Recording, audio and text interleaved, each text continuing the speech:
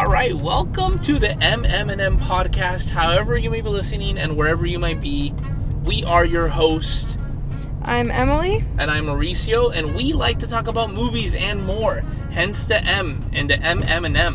And today we got a fun one. We're on our way to San Diego. There's a little bit of traffic, and we have a microphone here in the car, so we decided to hook it up and maybe do a little road trip episode on a movie that we saw this week that we really liked.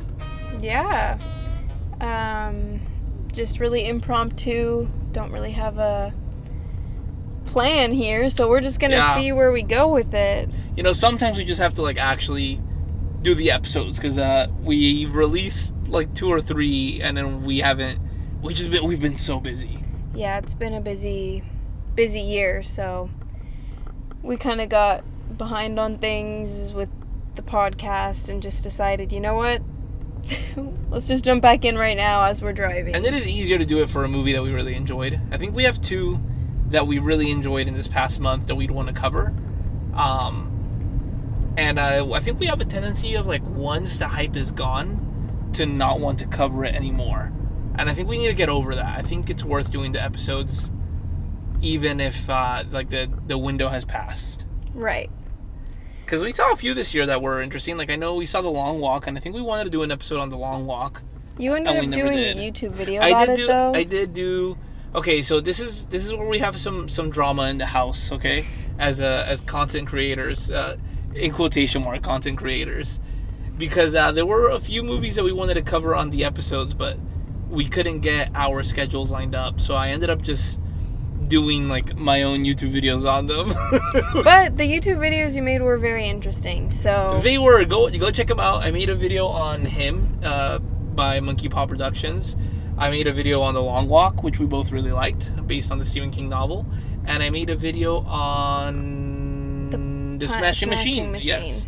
The Pashing Machine. I almost call it the Punching Machine. The Punching Machine. You do love to call it that. Yes, the Smashing Machine by Josh Safdie, maybe Benny Safdie. I don't know. One of them. I love the Safdie brothers. This is their first year that they're doing their solo movies, starting with the Smashing Machine, which I think is Josh Safdie, and then Benny Safdie is doing Marty Supreme in Christmas. You can look it up, but I think by the time. Yeah, it's fine. I just believe it. It's one of those. If I'm wrong, I'm wrong. I don't remember which one.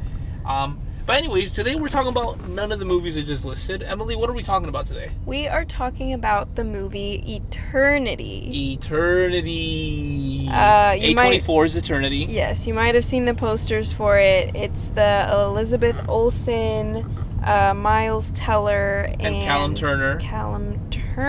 They're sitting. Elizabeth Olsen is sitting in between them, and they're both looking at her. Yes. Not a lot of marketing, I feel like, for this movie. I think we maybe only saw one trailer. Yes, I only saw, I think, literally one trailer for it. And I think it was a teaser trailer, because I can't say that I remember much about it. I don't remember much either. I just remember the premise. And I do remember at our local AMC, there was a poster, a cardboard cutout for a while. Yes. But apparently, it reached some of our friends who are not into movies at all, never go to the movies, and they knew about it. So I was surprised that, whatever marketing they did reach them. Yeah, they found it. And oh man, I'm so excited to talk about this movie because the premise, especially if you go to church, I think this is a something that comes up in married life groups often is a sort of a more jokey what if or jokey question, and they turned it into a movie. But yeah, do you want to talk about the premise of the film? Sure. So, spoiler-free kind of idea synopsis of what this movie is about. Essentially, there is a couple. They both end up dying and going in. That's how the movie starts, so that's not a spoiler. But they go into the afterlife, and when they get to the afterlife, the wife's first husband has been waiting for her. And so it's a who will she choose love triangle. Who will she choose to spend eternity with? And it's something as believers, we talk about sort of the awkwardness, and we know there won't be awkwardness in heaven, but we talk about like, how is that gonna work for people that like remarried? Like you spent a good amount of time with maybe like a spouse, and that spouse passes away at maybe an inconvenient age, and then you remarry, and you have another happy marriage that takes you to the end of your days, and then now you're in heaven, and you got both your husbands up there or both your wives up there, and so we like to like talk about that at Married Life Group sometimes as a jokey sort of conversation to speculate on, not quite theological conversations, because there's no theology on that well, there's a little bit of theology that says, Jesus says that you're not married in heaven, but right, we don't belong to like each other in heaven, obviously. We all belong to Christ, and but there are other verses that like talk about retaining some of the like our memories from here, right? Right. So that's where like that sort of conversation comes in. It's like, okay, so like you're gonna remember being married to both of these people, yeah, but there's not gonna be any hard feelings about it. There's not gonna be any sort of betrayal or jealousy or whatever emotions we would have here on earth about our first love marrying someone else after we died, which is a lot of what happens in this movie. right. So that's the basic premise. It's A24. Obviously, if you're familiar with A24, they do great work. Go watch it. I think it's a very wholesome movie. I think our sort of thoughts before we get into like spoilers is that it was sweet. It was funny. It's mostly a comedy. It balanced the rom and the com of a rom-com very well, in my opinion. I agree. It was funny. I was laughing, and then 15 minutes later, I was crying because of how sweet it was. Yeah, you cried a lot. I could have cried. I think I was in the mood for a good cry, but I had just cried a lot at Rental Family a few nights before this. Which is another movie we do want to about. cover. Rental Family is very good. It's in my top 5 of the year. But I think for this one, I was like, you know what? I'm just going to try to enjoy the beauty of marriage that is being presented in this movie, then think about the sadness of losing a spouse. Excuse me, a little burp. I had some In-N-Out 30 minutes before this on our road trip. So, yes, that's our spoiler-free thoughts and opinions and synopsis. Yep. So this is a good time to stop if you want to go watch the movie on your own. It's a pretty limited release. I would recommend watching it as soon as you can, because it's not going to be in theaters long, especially with some of these big hitters like Zootopia and Wicked 2 and I don't know what else is coming out, but they're not going to be able to stick around in theaters long. So I'd go watch it as soon as you can. Yeah, so moving forward, okay, so normally you have a question to ask me. I don't know if you have one prepped, because we didn't get to prep this like a normal episode. We're improvising on the road. I kind of do, because... Ooh, okay, I'm ready. Let's hear it.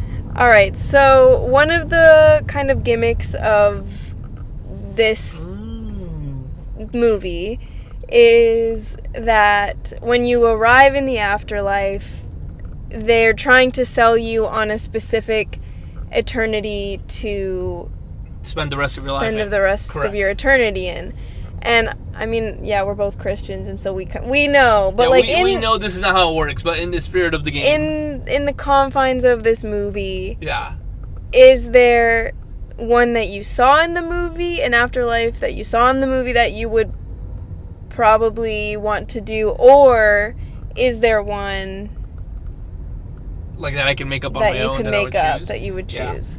Yeah. Okay. Yeah. So just to clarify, in this movie, you die. You get to this sort of like Union Station Junction, I think is what they call it. Where almost convention center even as well. Yeah, it's like a ginormous hotel where everyone stays for after you die, and then you have a week to choose which world you're going to go into to spend the rest of your eternity at. And once you pick a world, you can't undo, like you're there forever. Like that's your eternity. Yeah. And they have all these funny worlds, like they have Some like regular basic ones. They have Beach World, where like it's like A beach. your whole eternity is on a beach. You have Mountain World, where it's like in the mountains and hiking and nature. You have like Man Free World, where it's like If you don't want men around you, you don't need to have them around you. You have like Paris World was Paris one. Land or whatever, something like that. So anyways, yeah, okay. I did see a few that I thought were redundant. Like I saw Yacht World, but I'm like, okay, like don't they have yachts at Beach World? So like, what do we need a Yacht World? It didn't look like it. I mean, they were on a boat though later in the movie. The rowboat. Yeah, a little tiny boat. But if you think about it, Cruise World is different. Like a yacht, slash Cruise okay, World would be right. different than Beach World. It would be different. It's a tough question. Eternity is a long time. Eternity is a very long time. Yeah. We do get to see a lot of Mountain World, and that doesn't seem that bad. It looked really nice. Mountain World seemed nice. If there are seasons in Mountain World, I'm sure Mountain World would be a great place to stay. Definitely looked better than Beach World. I did not Oh, like... yeah, Beach World. Beach World looked exactly how you think, like imagine the busiest time of the year in, like, the mustiest Florida beach. Like, that's what Beach World looked like. Yes. And just too many old people for me at Beach World, I think. Mm-hmm. I think I need younger people. Okay, I was thinking about it seriously. I think if there was, like, a film world, and I know, this is the film podcast, so it's cringe that we're already doing a film podcast, and I'm also like... So, like, movie theater land? Yeah, like a movie theater land where, like... I'm just watching movies for the rest of my... There is enough movies and, like, media and content to probably watch for an eternity, And that would be more entertaining because, one of the little moments in the movie is someone runs by and is like, don't go to Museum World. Some guy was like breaking out of Museum World. Trying to break out, and because he has been looking at art for whoever knows how long, but... I guess that's something you need to think about, So I think I'd pick like movie world, film world. You would assume that they're also like making these movies somewhere in that world. So like there is also like the art of making film, maybe in that world. Okay, I gotta flip it back on you because now I'm curious. What would you choose? Nurse World? Oh no, absolutely not. That would be a punishment. That would be the bad place. That would be a punishment.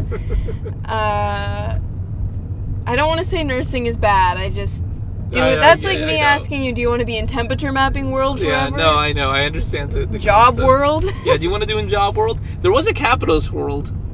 Yeah, that's true. Which is pretty vague, right? Like, what kind of capitalism are we talking? Like, we'll get into the weeds of it. Anyways, what would you do? I liked your idea about movie world. I think that's a good one. What am I going to say? Like Bookland? I don't know. Ooh, actually, okay. Imagine like Library World. I know. That does sound amazing. That, I think, is way less boring than Movie World. Movie World, you might actually burn out.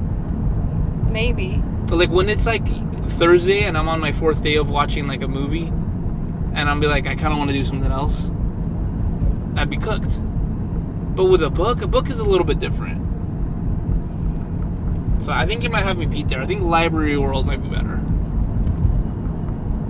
It's like exploring Washington's Wan Shi Tong's library in Avatar: The Last Airbender. Oh, I was like, where are you going with this? I've been struggling to pronounce his name. Washington?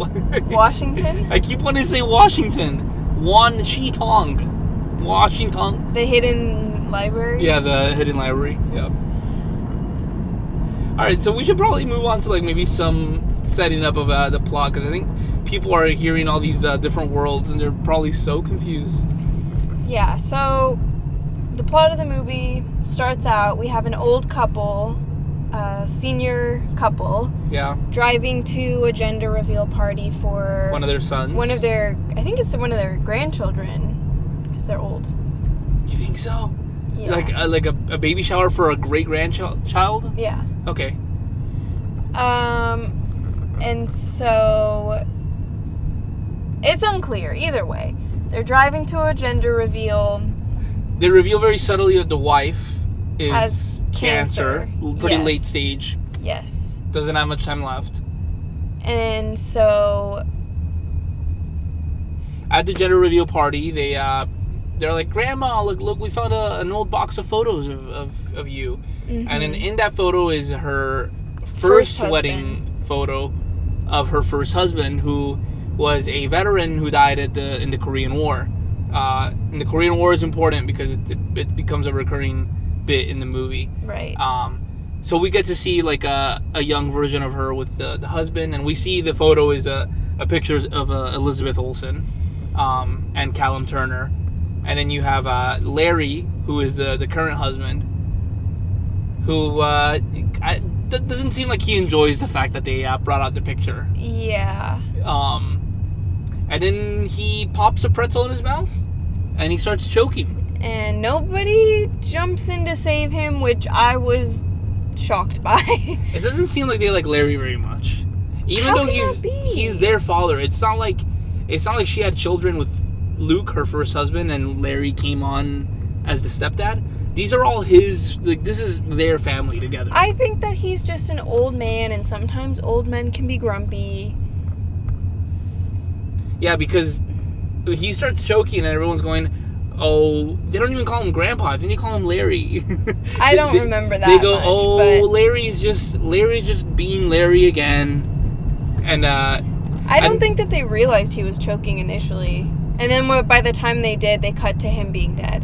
So, which is fair. I'm guilty of that. I think when people choke, I always hesitate a little bit too long, because I'm always like, you're gonna be okay, bro. Like, just... I mean, he did the universal sign for choking. Yeah, that's true. Just me being a nurse, I'm like, somebody jump in and help him. Yeah, I guess that's where we differ, because I'm just like, bro, just stop. Just get serious about it. Lock in. Anyways, he ends up dead. When you die, you wake up on a train. Yep. Landing to the train station / hotel zone. Yeah. So you arrive. It's very, very funny, very comedic. Like, you're on a train with a bunch of other people, and like half of them are wearing like gowns, hospital gowns. And you do hear a joke of someone saying, "Oh, I guess the surgery didn't go that well." Yeah, that was a good joke. Yeah. So you have like all these like sort of people waking up in the afterlife, and the assumption is that you wake up in the clothes that you died in, because you have like I said, people in hospital gowns. Larry, who is now played by Miles Teller, is in his clothes that he was wearing at the baby shower. You have people in suits, etc. And you have mostly like middle-aged people, some kids, and some old people. And one of the things that they reveal is that when you go to the afterlife, your body reverts to its happiest form. So whenever you were happiest. And they make another funny joke that it's like, yeah, that's why you see a lot of 10-year-old boys. But not a lot of teenagers. But not a lot of teenagers, because nobody enjoyed their teenage years. So you do have like a lot of 10-year-old boys walking around. And you have, I think in the train, he wakes up and there's like a 10-year-old boy in like this giant suit. So he died older, but was reverted. But then was reverted to his like 10-year-old version. So anyways, Larry, who's again played by Miles Teller, Larry shows up at the train station. He doesn't know that he's died. He's confused. Right, he's in denial. We go through the 5 stages of grief. Yes. Essentially with him. He meets his AC, which is... Afterlife coordinator. Correct. And this... Which everyone gets one when you die. Yeah, so they're there to help you... Pick your eternity. Help you, yes. Find the eternity you're going to and get you settled and all of that. And that she's played by... Do you know how to say her name? Davine Joy Randolph is how I would guess. Who is very good. We haven't seen her in much except The Holdovers. Last year she was in The Holdovers, which she won an Oscar for? I think so. At least a Golden Globe. She's very talented. But she's very talented and she's very good in this movie. Yes. Very funny. So she's like the perfect afterlife coordinator for him. So initially she comes off as like, I just have to help you, hurry up, make your decision. Very DMV. This whole thing is very DMV. Like, you show up and it's like you're in line at the DMV. Yeah. People, I mean, it's eternity, right? Like, people that are doing these jobs have been doing them for who knows how long. Like, nobody is happy to help anymore. Nobody wants to help anymore. And it's kind of seems like it's competitive as well to get your... If you're an AC, to get your... Yeah, there's like some competition amongst the ACs to like get your people out. Get your people and out. get your numbers up. Get your numbers up, yep. Because you only have 7 days to choose an eternity. But I'm guessing, like, the faster you help them reach a conclusion, reach a decision on their eternity, probably the better it is for their numbers, for the metrics. So they meet. She explains the whole situation to him, that he's there, he's got to make a decision. And Larry is very set on waiting for Joan, his wife. That's Elizabeth Olsen's character. Her name is Joan. Yeah, I'm not sure about so much waiting. He's really upset because he obviously, as a husband, he promised her that he would be there for her, especially with her cancer. Like, he wanted to be there to take care of her. So he feels a lot of guilt for dying before she does and leaving her in her current state. Right. And, you know, he's really in denial about the whole death situation. He can't really wrap his mind around everything that's being, you know, presented to him. And then, yeah, you know, he thinks about the fact that he's like, okay, like, can I wait? Like, how does this work? Can I wait for her to show up? Can we go into the same eternity? So here we get some time passing inside of this.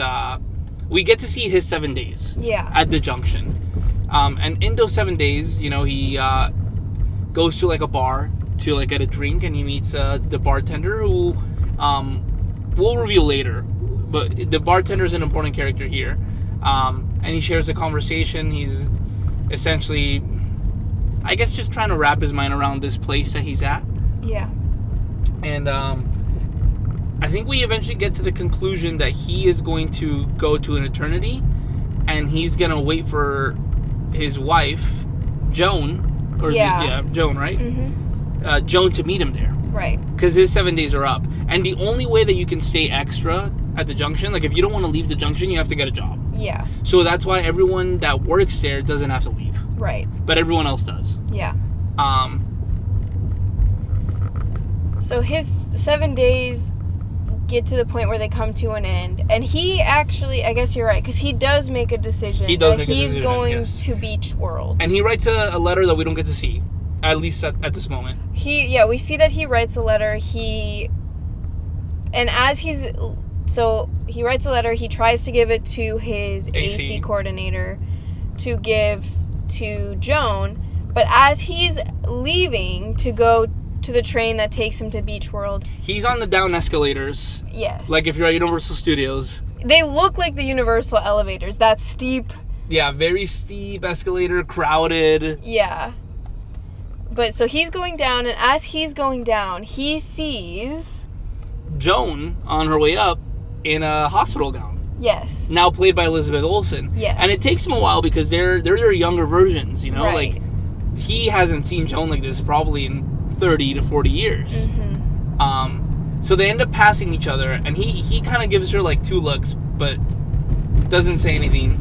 And then once he's like almost at the bottom, he realizes that it's her. Mm-hmm. So he starts, you know, yelling her name Titanic style, Joan, Joan, and he ends up going all the way down the escalators and then back up to reunite with her. So they reunite, but as they're reuniting, in walks the bartender, and Larry is confused. He's like, "What are you doing here? Hey, this is my wife." And he said, "Yeah, this is my wife." And then he goes, you know, "Joan, I've been waiting for you for 67 years." So this guy who was the bartender, played by Callum Turner, very handsome, died in the Korean War and waited for the love of his life for 67 years at the junction. And then Luke, his name is Luke. He has his own AC, and his AC is very excited because he's like, "Yep, like we've been waiting a long time for this. Like we've been planning this whole reunion." Yeah.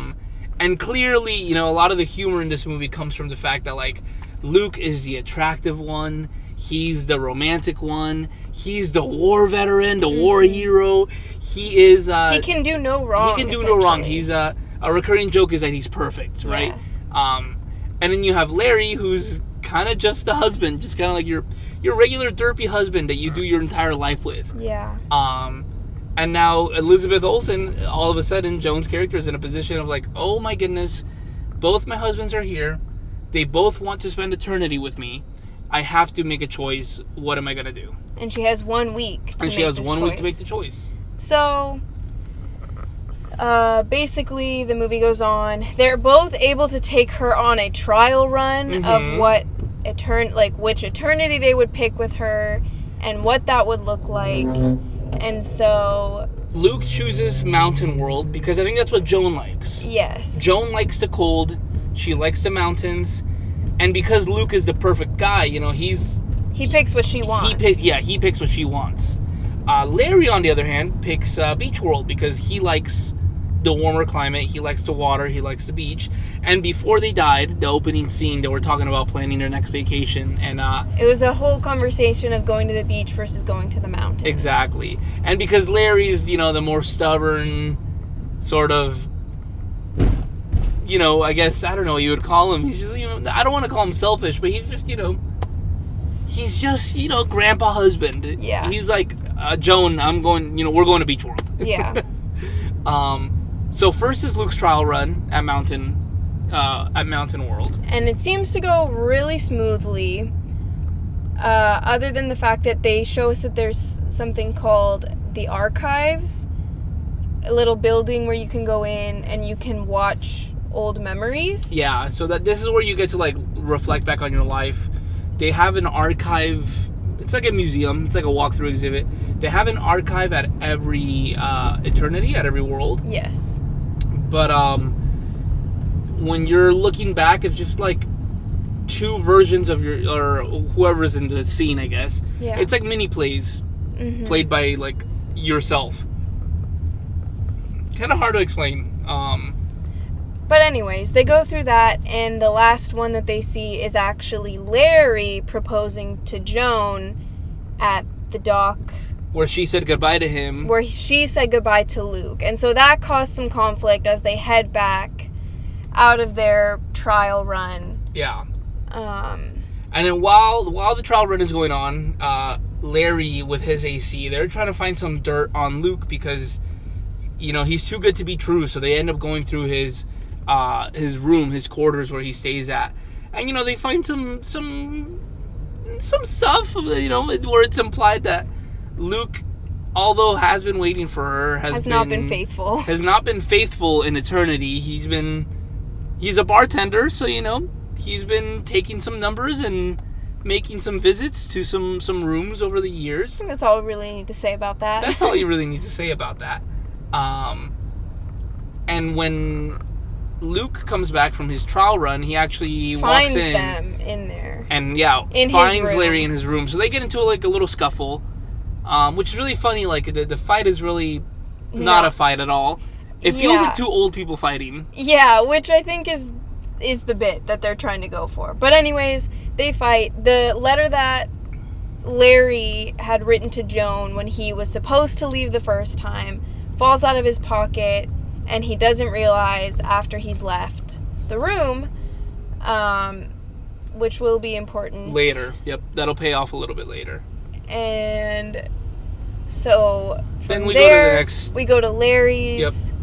They don't show us quite as much as they show us in terms of like a date or whatever. Essentially what you need to know is that her trial run with Luke, although it didn't end awkward, it was very much like that... Picturesque, like young love, date.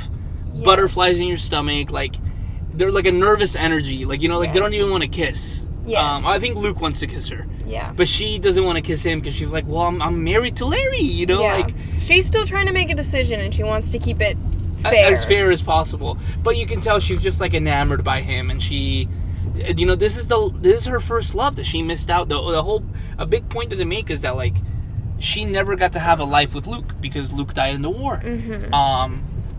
So, you know, Luke's AC says like, hey, like, you know, you deserve a life with your first husband that you never got to do that with. You already had a life with Larry. Right.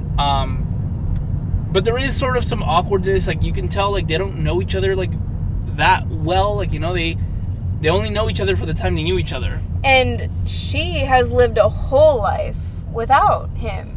Right. And lived a whole life in general. So yeah, there's a moment that she brings up her kids, her grandkids, and her someone, grandkids, and it gets kind of awkward because he doesn't want to know about the children that she had and the family that she created without him. So that's what Luke's versus Larry's. There's a lot more of the, you know, kind of familiarity, casual level. Like, you're going on a date with someone you've clearly been with your whole life. Yeah. They're sitting there reminiscing, talking about. It's funny, they're actually talking about his funeral, but.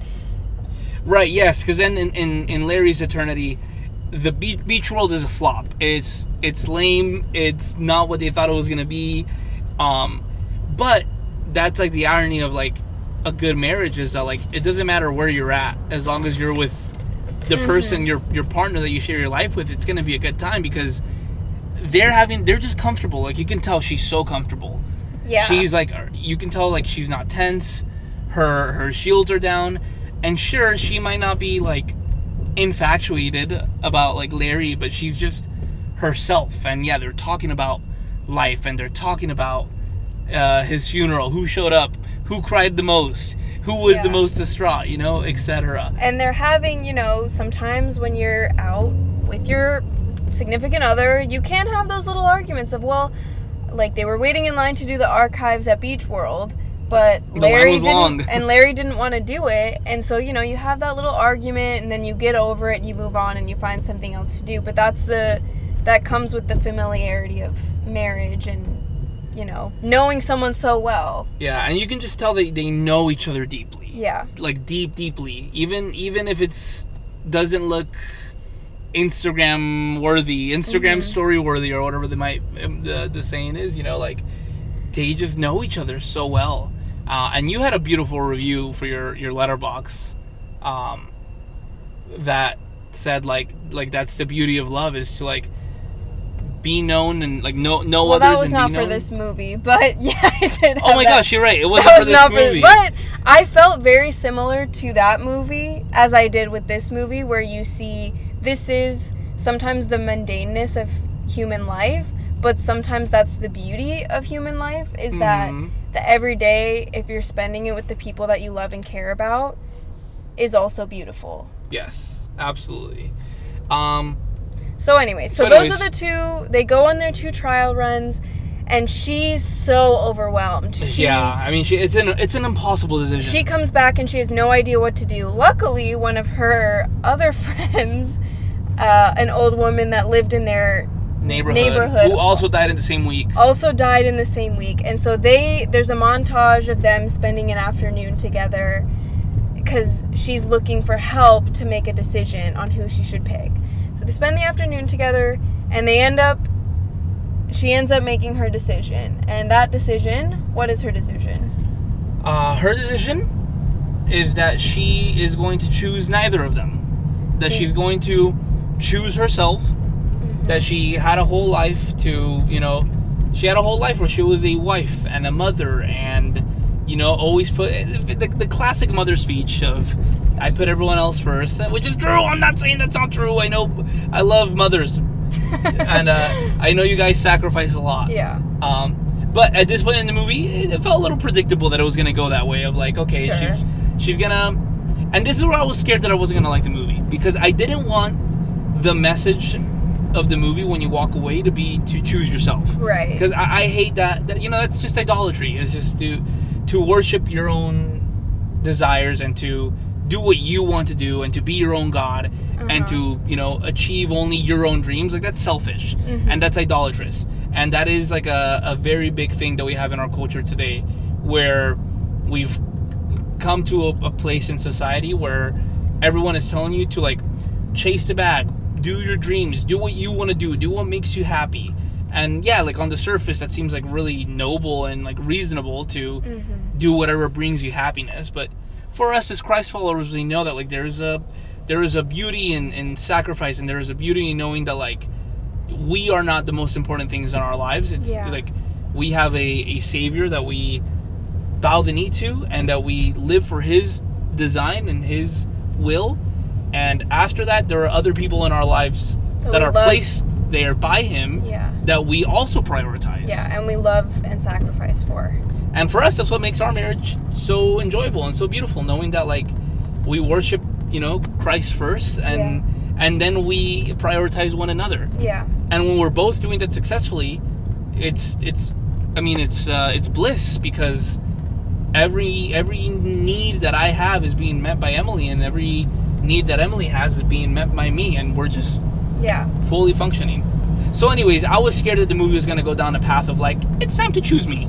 And so this is where she's actually on the train to leave for Paris. They decide to go to Paris World. With her friend Karen. Yes. So they're on the train, and it's honestly it's a great scene, because the two husbands, Luke and Larry, end up kind of bonding together, and then they're having a conversation, and they're both talking about their happiest moment.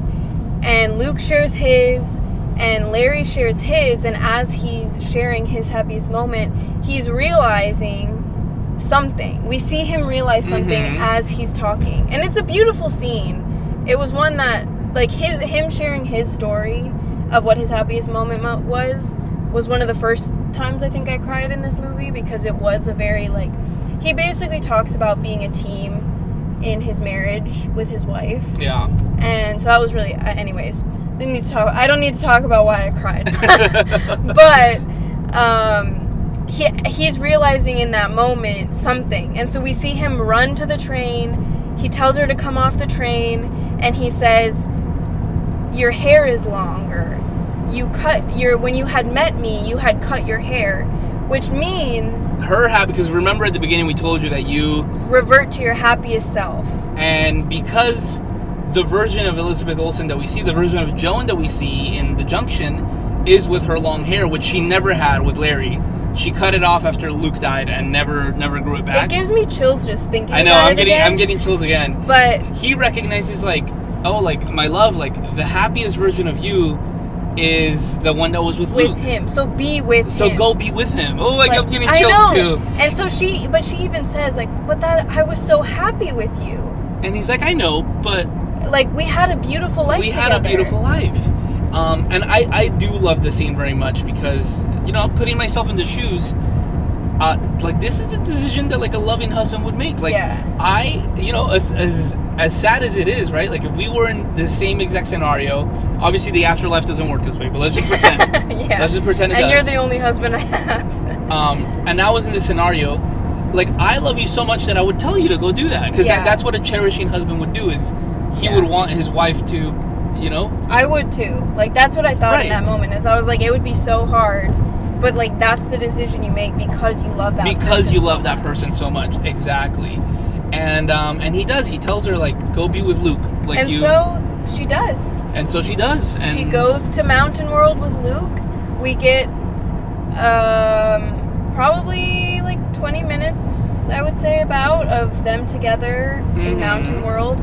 But while she's there, she's continuously every day going to the archives. Because in the archives, you have an option of looking at shared memories or looking at your own memories. Yes. So she, as much as she can, through the montage, we see that she's sneaking off, not like in a bad way. No, she's like just going in her own time. Yeah. She's going to the archives, and she's reliving her entire life with Larry. And you can see that that's where she's happy when she's in this eternity. Almost. Like, whenever there are scenes of her, like, it gets progressively, you can see that she's less and less satisfied. With Luke, yes. With not her, necessarily not with Luke himself. Luke is but great. With the world that she chose. Yes. And so we get to a point where she has a breakdown, essentially. And, she tells Luke, I made the wrong decision. And Luke is very, like, upset and heartbroken. Because he's aware that she's been going to the archives and intentionally has not said anything because he's wanted to let her do that.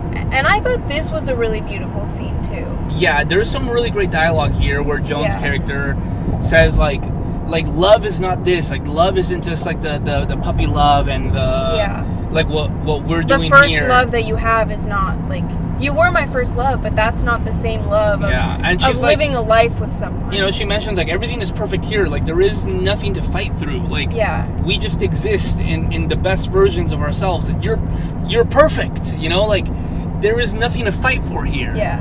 And that's not, she says too, and that's not a bad thing. It's not a bad thing, but it's also not love. Yes. Because love is and you know, this is a very biblical sort of message, and I think this is why we sort of grow to like the movie here. But she's like, you know, like love is like a million choices every day. It's you choosing through the ups and the downs, through the hardships to like continue moving forward and continuing to love the person that you committed yourself to, that you picked.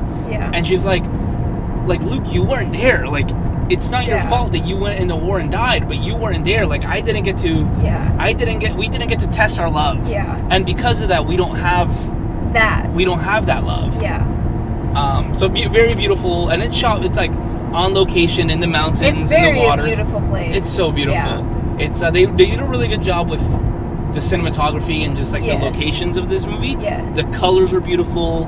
The sets were beautiful. I saw a funny Letterboxd review that said this movie is curing the something like the muted color. The muted color. Yeah. I think I saw that review as well. Anyways, so she has to go back to the junction, which is not allowed. Yes, that's a big no-no.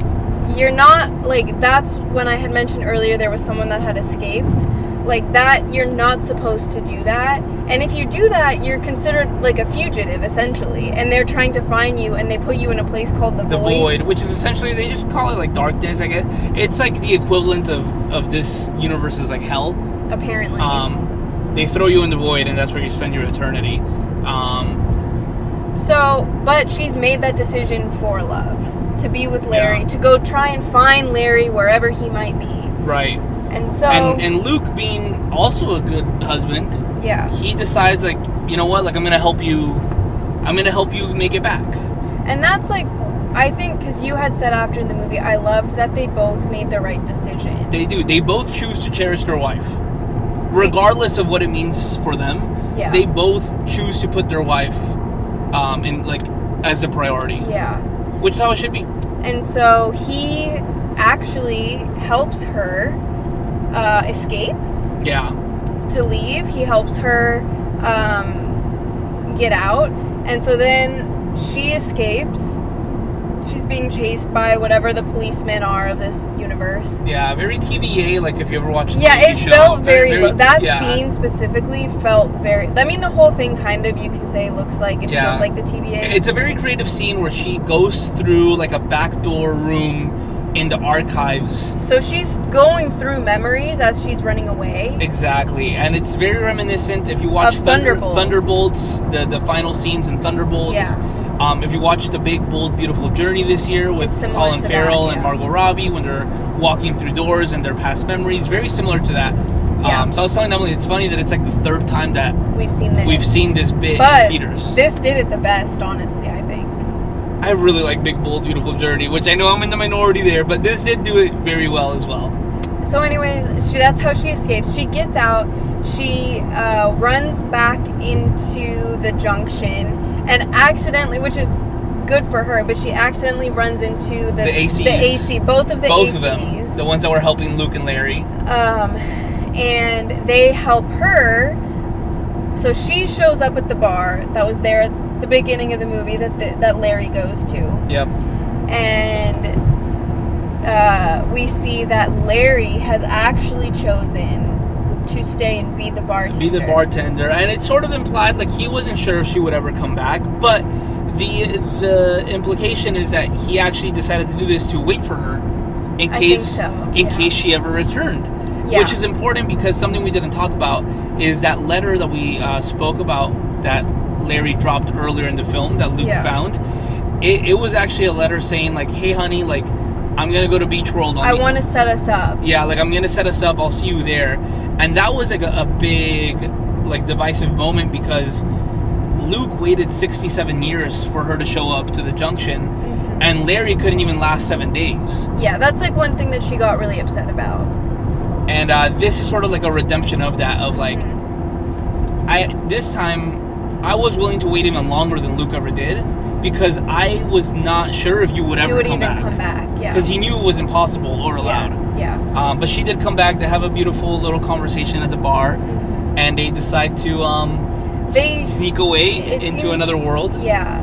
There's a shot. I think that the place. We never talked about this, but I think the place they snuck into. There's a scene where Joan is talking to one of the ACs, and behind her is a advertisement for a world called Simple Living. Simple Living. I think that they snuck into that world. Yes, I agree. That's what it looked like to me as well. And it seems like it's just like your suburban normal, like, imagine like 1950s like America, 1950s suburbia. And the point is that, like, we don't need anything extravagant. We don't need an extravagant eternity. We just need each other. Yeah. And the movie ends with them walking into their eternity, the sunset and their sunset, and a beautiful shot. Beautiful, too. Yeah.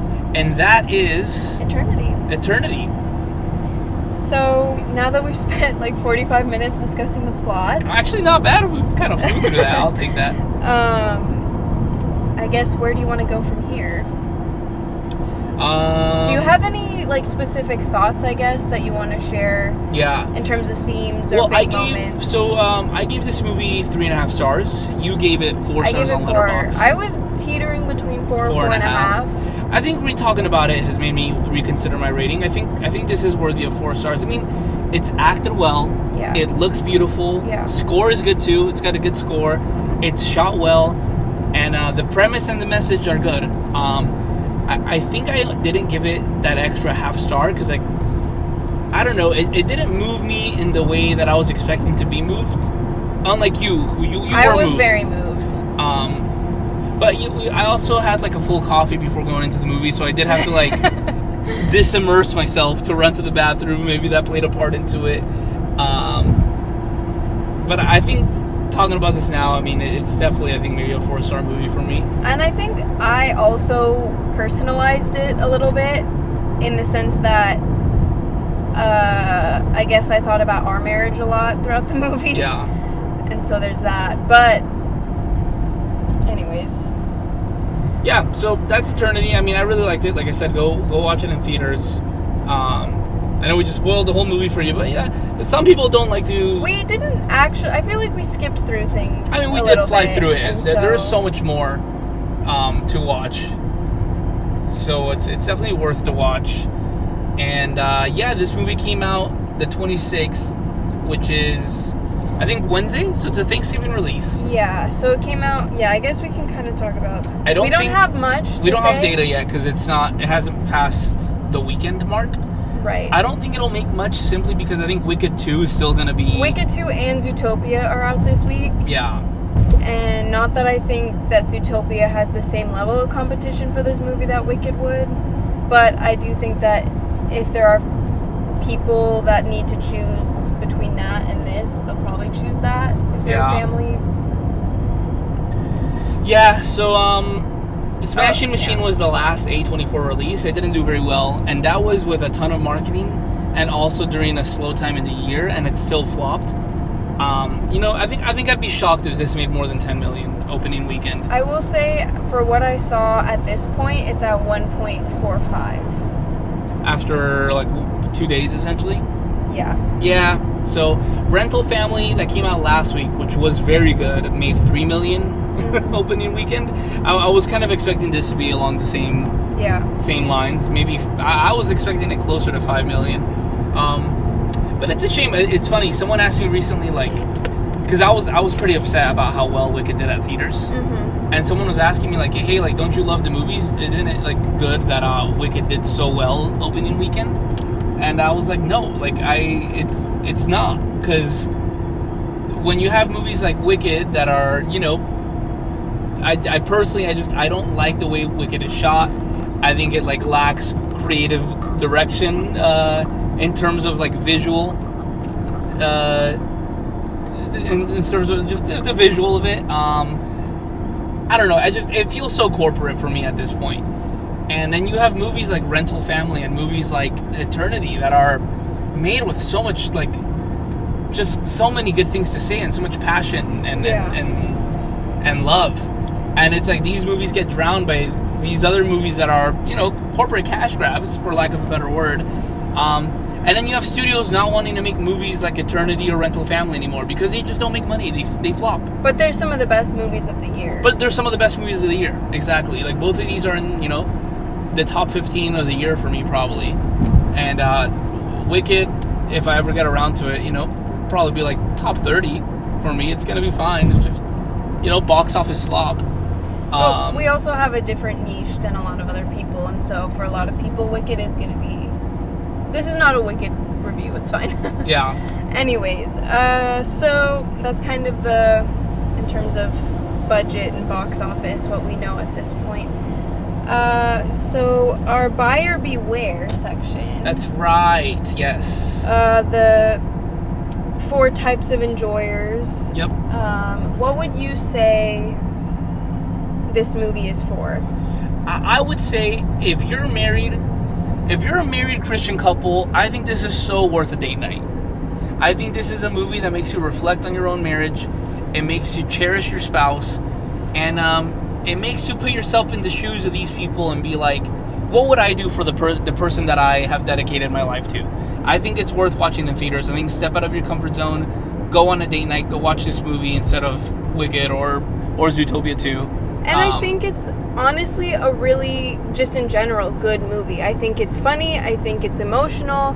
It's not really, intense in terms of, it's not like a scary movie where there's gore. It's not there's not, sex or anything really in this movie. There's only one scene, and it's pretty PG-13. It is. You don't see and it's much. very, as far as, how it actually works. It's a very married couple intimate scene. Yeah, it was beautiful in a non-weird way where it's just that's movies don't usually portray sex like this. So yeah, it's not really I would say it's very well made for general audiences to go to and not walk out of it, and especially in the Christian circles, it's not one where you would walk out and be like, I feel convicted because of this, that, or the other.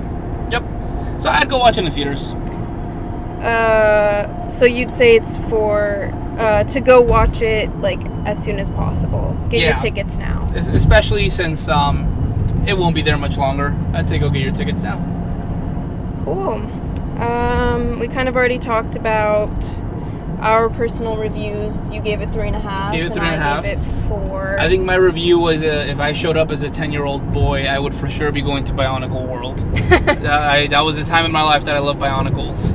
So hopefully I don't show up as my 10-year-old self, because Bionicles, I think, would not do it for me for an eternity. And I had a really hard time coming up with a review. Mine, I think, was just really this movie made me feel a lot of emotions or something like that. That's what you put. But there was I couldn't figure out how to write a review for it, but there was a funny thing about hummus.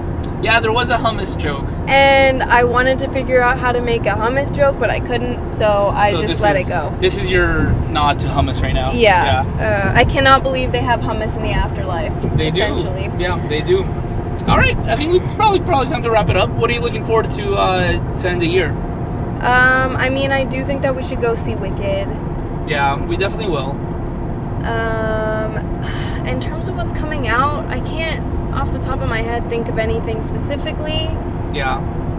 There's a Will Arnett movie about a divorce. Is that coming out? There's some stuff coming up around Christmas that we'll probably end up seeing. I think the Will Arnett movie is before the year ends. I'm very curious in that. Marty Supreme, of course. Got to watch the other Safdie brother. But there's not much left this year. I know. We're at the end of November. We'll be releasing an end of the year episode probably at some point. Discussing, yeah. And then another thing I want to do is do a box office draft for 2026. Where we draft movies and we'll see who makes the more money. That's where we can really put our corporate hats on. See, and really so go not my... all out on the slop. That's not my world, though. That's a lot more your interests in your world. You got it. It's so easy to predict the stuff that's going to make money, unfortunately. We know enough general audiences to know what they're actually going to go to the movies for. Maybe. Yeah. All right. Well, thank you for listening to the M&M podcast. We had a blast driving to San Diego with you guys on our way to War Games. We're going to a WWE event, and also just spending some quality time post Thanksgiving. Yeah. But thank you guys for joining us on our car ride.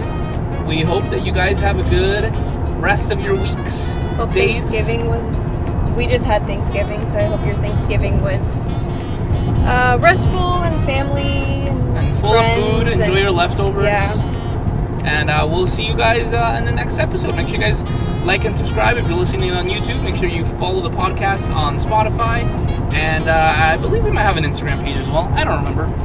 Yeah, I think so. Yeah, if not, just follow us both on Instagram. It's probably the best way to keep up with the episodes. All right, well, that's all we have. I guess you'll hear from us on the next episode. Silence your cell phone and enjoy the company of others. Yes, sir. Goodbye. Bye-bye.